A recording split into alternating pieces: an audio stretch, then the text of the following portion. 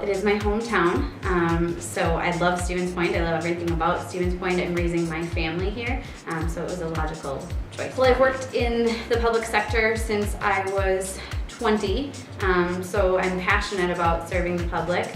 A public administration major really fits along with those aspirations. So it made sense, and as I've taken my public administration courses, I became pretty passionate about some of the political science courses that I was taking, so I branched off and double majoring. I am passionate about public policy. I really love public policy. I also really love management, so I'm hoping to find a career where I can merge those two passions, and I'm fairly confident that lots of those. All of my professors have been phenomenal. All of the professors in the political science department have been incredibly valuable to me. To pick one that stands out would be challenging. I mean, they all stand out in different and unique ways. I've had some wonderful professors from the business area as well. It would be really challenging. I mean, Professor Riley, Professor Miller, Professor Collins, Professor Blakeman, they've all been really, really wonderful. I'm really lucky. I supervise a unit that's responsible for public assistance eligibility determinations, which is really rewarding, and it's wonderful that I'm able to merge what I'm studying right now real time with what I'm doing in my career. So I think it's a unique opportunity that I have as a non-traditional student already being in the professional world to be able to do that. It's been interesting how many times I've been able to relate things that have been covered in class within days, weeks, months in my real career.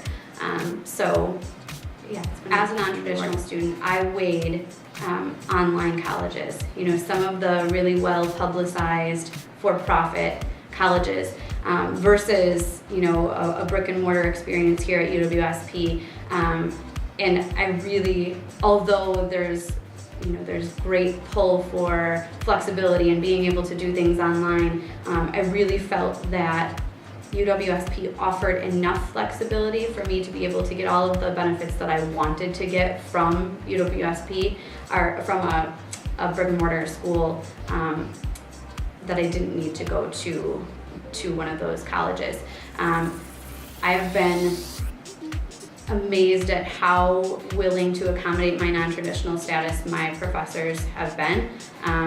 Those accommodations have ranged from allowing me into evening classes, making room for me in evening classes so that accommodates my schedule, allowing me to make up exams when I can't get away from work, allowing me to do some things through independent study because I just couldn't accommodate a class time. So I think for non-traditional students who think that this type of education might not be accessible to them, I think that they need to consider this heavily, because again, I think that if the faculty and the rest of the college are like they have been within the political science department, they want you to succeed. They want to accommodate your needs, and they will do that. So I've appreciated that. To a non-traditional student, I would give the advice not to worry so much about not being a traditional student, to just sort of embrace your non-traditional student status. We are different. We come to this school with different needs, with different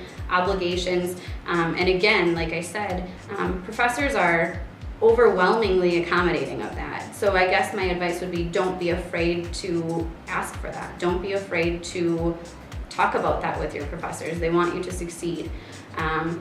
So I wouldn't let that stop anybody. I mean, if I can come here to school and have 2 kids, I have a family, I have a full-time career, if I can do that successfully, I think that any non-traditional student could.